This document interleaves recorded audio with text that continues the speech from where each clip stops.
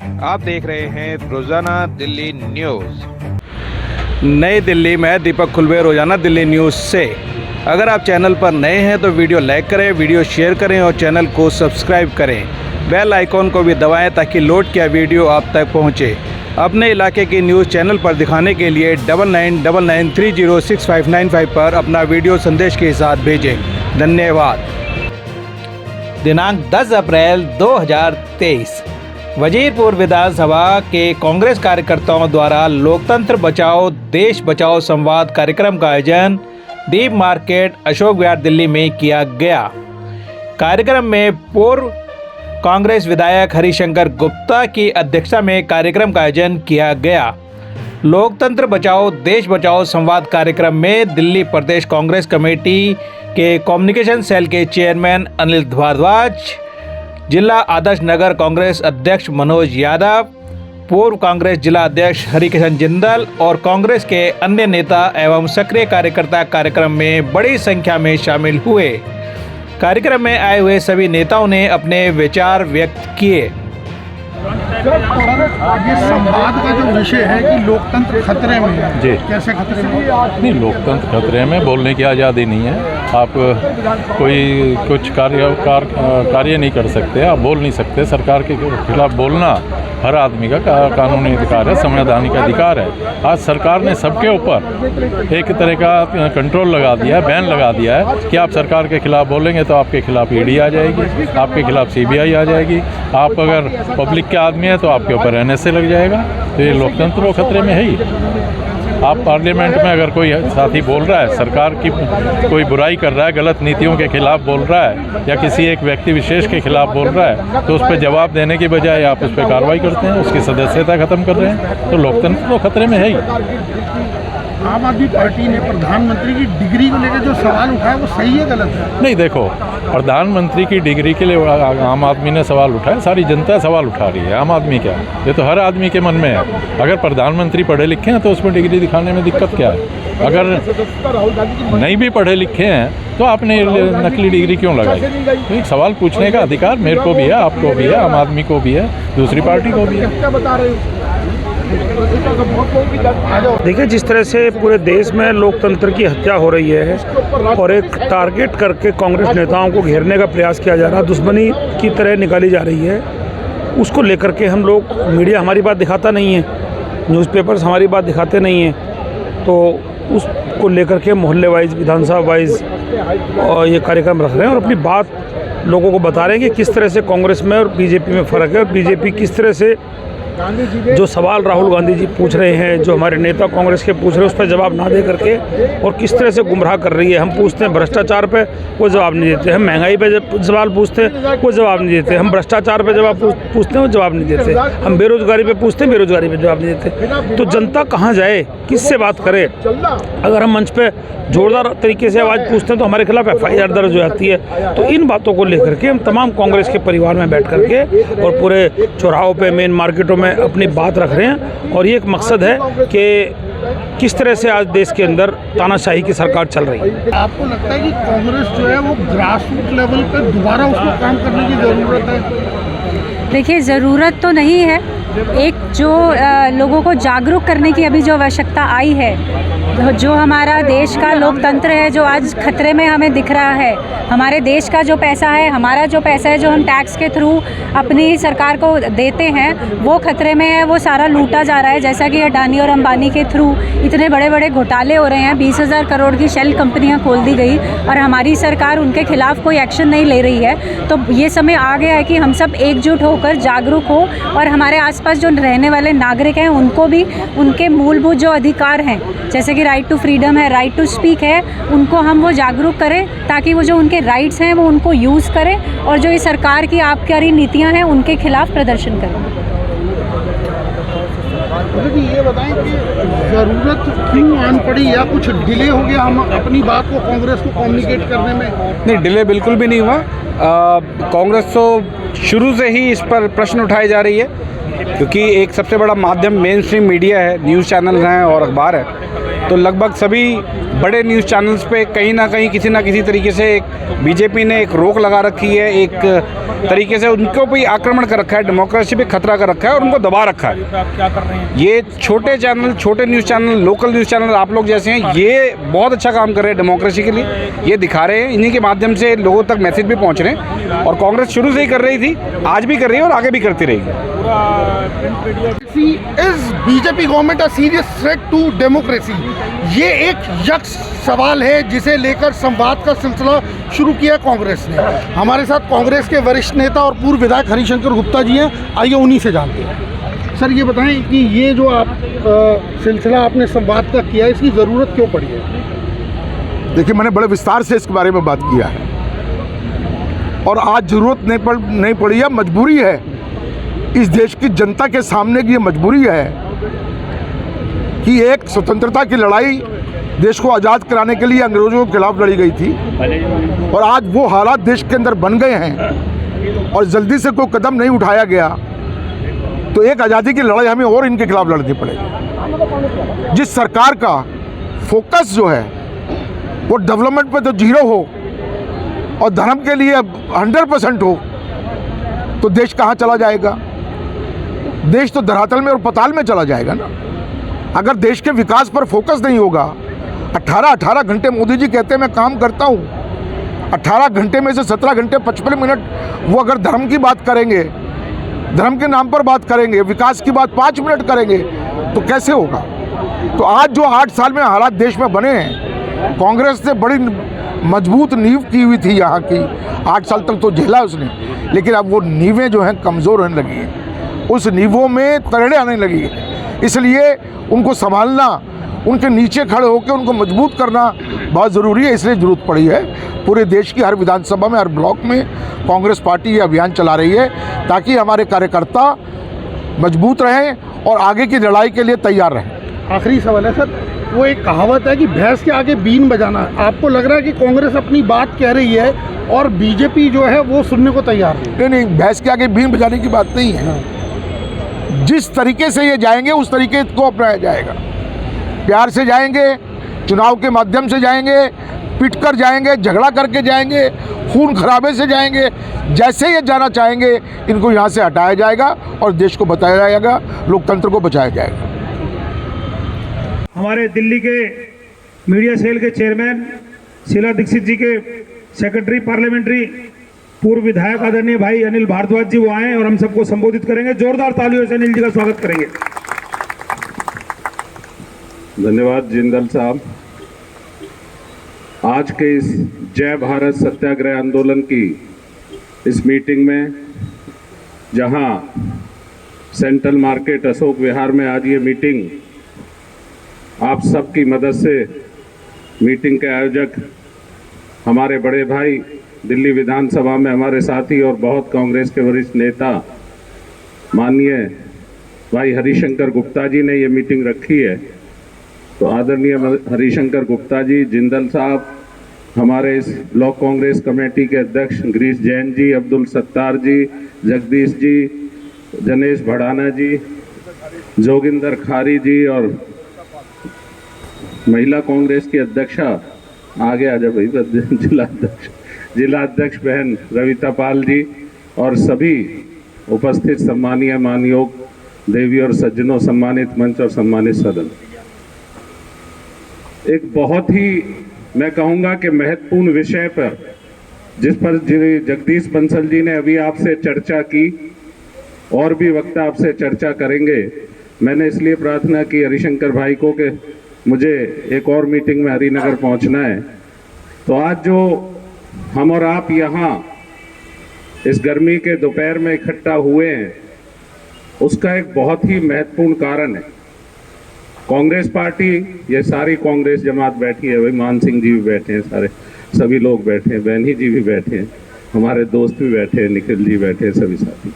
मैं नाम लूँगा तो सबको नाम में पड़ जाएंगे, लेकिन ये सत्य है कि श्री राहुल गांधी जी जो हमारे निर्भीक नेता हैं, एक ऐसे नेता जिन्होंने इस सरकार के खिलाफ, इस सरकार की तानाशाही के खिलाफ, इस सरकार की अभिव्यक्ति की स्वतंत्रता को रोकने के इरादे से लाए कानूनों के खिलाफ जिस तरह की जंग खड़ी की है और जिस जिम्मेदारी और जोरदार तरीके से उन्होंने कहा है कि मैं डरता नहीं, ना डरता हूं, ना आपको डरने देंगे। वो राहुल गांधी एक सत्य की लड़ाई लड़ रहे हैं। वो राहुल गांधी अपनी निजी लड़ाई नहीं लड़ रहे हैं।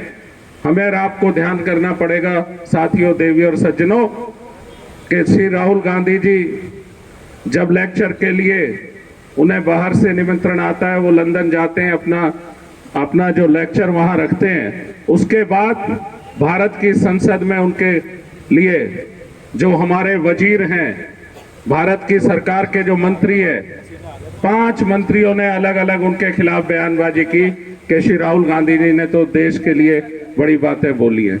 मैं पूछना चाहता हूं आपके माध्यम से, कांग्रेस पार्टी के ये हमारे साथी नेता, सारे कांग्रेस पार्टी के वजीरपुर क्षेत्र के लोग यहां बैठे हैं, हम पूछना चाहते हैं क्या वो राहुल गांधी जिसके पूर्वजों ने इस देश की आजादी के लिए अपनी शहादतें दी, वो राहुल गांधी जिसकी दादी ने प्रधानमंत्री रहते हुए आतंकवाद के खिलाफ शहादत दी, वो राहुल गांधी जिसके पिता ने आतंकवाद और फिरका परस्ती के खिलाफ प्रधानमंत्री रहते हुए इस देश की आजादी को बरकरार रखने के लिए अपनी शहादत दी, क्या कोई सोच सकता है एक सेकंड के लिए भी ऐसा नेता, हमारा ऐसा लाडला नेता कोई एक शब्द देश के खिलाफ सोच सकता है? उस राहुल गांधी को आप आईना दिखाते हैं जिसके पास अपने परिवार के बलिदानों की लंबी लिस्ट है, आप उस राहुल गांधी के लिए कहते हैं।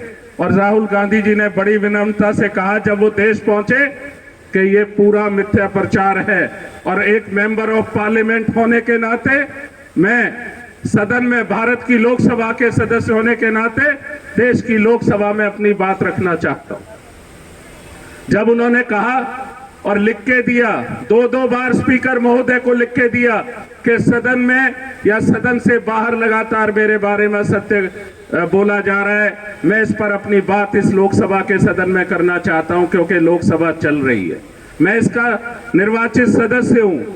तो लोकसभा के स्पीकर ने जब जवाब नहीं दिया चिट्ठियों का, तो वो खुद जाके मिले, तो स्पीकर साहब ने जो श्री राहुल गांधी ने कहा वो आपने सुना होगा कि लोकसभा के स्पीकर महोदय मुस्कुरा दिए और बोले राहुल जी आपको पता है मैं क्या कर सकता हूं। उनको बोलने की आजादी नहीं दी गई। जब उन्होंने हमारे लोकसभा में हमारे सदन के जो सीपीपी की टीम है उसने कहा हमारा सारे समय हम चलने देंगे लोकसभा को, आप राहुल गांधी जी को बोलने दीजिए, तो म्यूट हो गई। ना सिर्फ माइक म्यूट हो गए, लोकसभा म्यूट हो गई।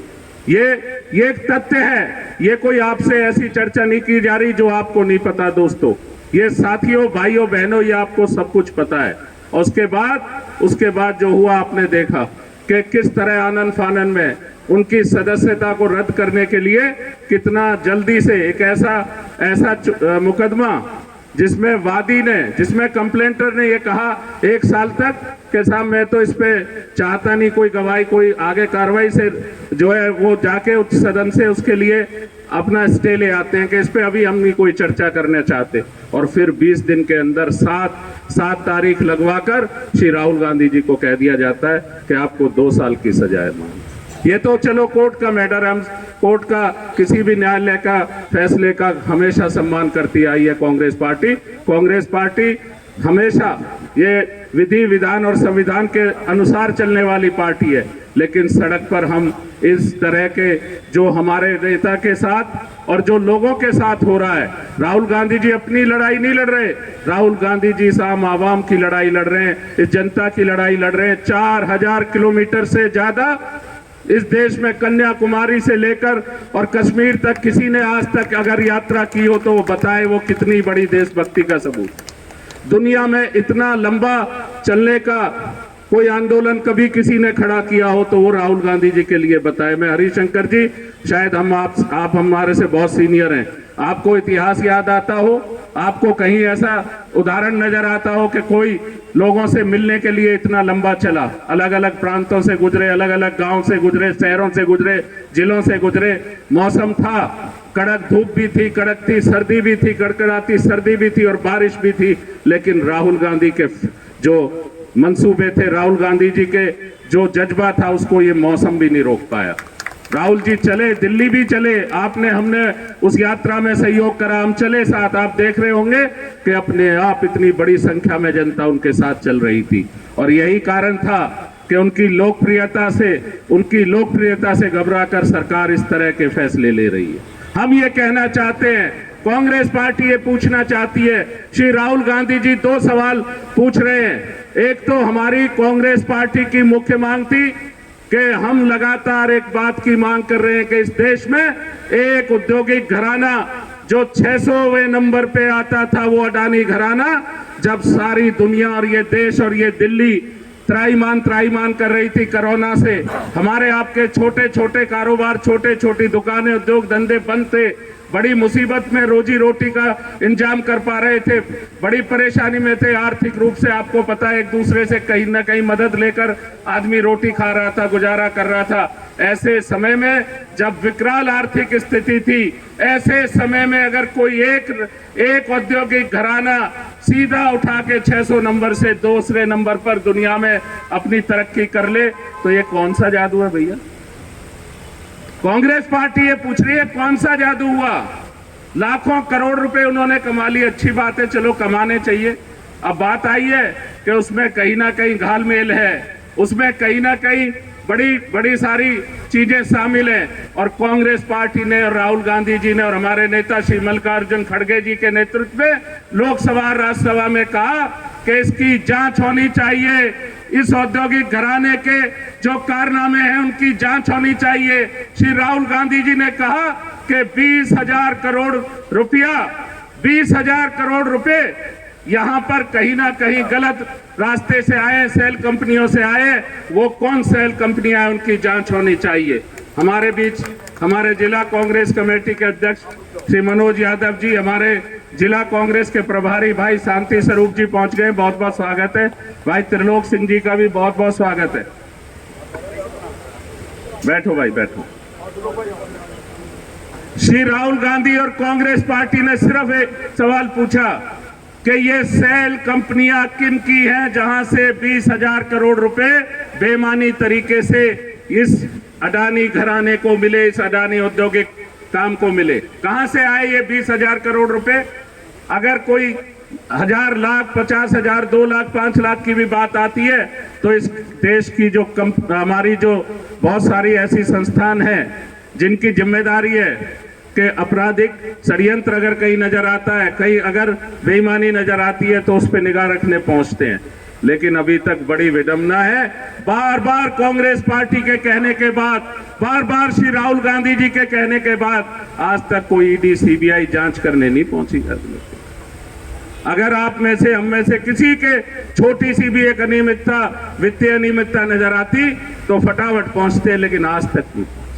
तो हम कांग्रेस पार्टी आज इस सत्याग्रह के माध्यम से, जिसमें आज आप यहां बैठे, जय भारत सत्याग्रह के माध्यम से पूरे देश में जगह जगह और दिल्ली में भी सभी विधानसभा क्षेत्रों में हम पूछ रहे हैं, भैया ये बता दो ये 20,000 करोड़ रुपए किसके? और इस अनियमितता की, इस वित्तीय अनियमितता की जांच, इस घपलेबाजी की जांच जेपीसी से करी जाए।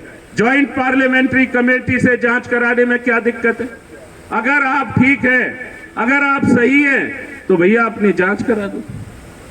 तो कांग्रेस पार्टी की जो मांग है वो बहुत स्पष्ट है कि एक तो जेपीसी से आप जांच करा दें इस वित्तीय अनियमितता की, इस औद्योगिक घराने की, और जो 20,000 करोड़ रुपए का लेन देन जो सेल कंपनियों के माध्यम से हुआ है उसके बारे में भी जरा जांच करा दें और ये कंपनी बता दे कि ये किसके हैं। भाई ये दो मांग लेकर राहुल गांधी जी और कांग्रेस पार्टी आंदोलनरत है। ये उनकी अपनी लड़ाई नहीं है। आप लोगों में प्रचार कर दिया घर की लड़ाई लड़ रहे, उन्होंने तो घर के लिए कहा ही नहीं। जिस दिन आपने कहा उन्होंने दे दिया। ये कांग्रेस की जमात है, आप और हम जानते हैं किस तरह की सोच रही है नेहरू गांधी परिवार की। आनंद भवन 22 कमरों का आपने देश को दे दिया, 3 मूर्ति से लेकर अपनी इतनी सारी प्रॉपर्टी देश को दे दी। क्या वो एक घर के लिए, सांसद के घर के निवास के लिए लड़ाई लड़ रहे हैं? वो जनता की लड़ाई लड़ रहे हैं और कांग्रेस पार्टी उनके साथ है। एक बार 2 नारे मेरे साथ देंगे, कांग्रेस पार्टी, कांग्रेस पार्टी, श्री राहुल गांधी, श्री राहुल गांधी। धन्यवाद। जय हिंद। धन्यवाद भाई साहब। अगर आप चैनल पर नए हैं तो वीडियो लाइक करें, वीडियो शेयर करें और चैनल को सब्सक्राइब करें ताकि हर लोड किया वीडियो आप तक पहुंच सके। अपने इलाके की न्यूज़ चैनल पर दिखाने के लिए 9999306595 पर अपना वीडियो संदेश के साथ भेजें।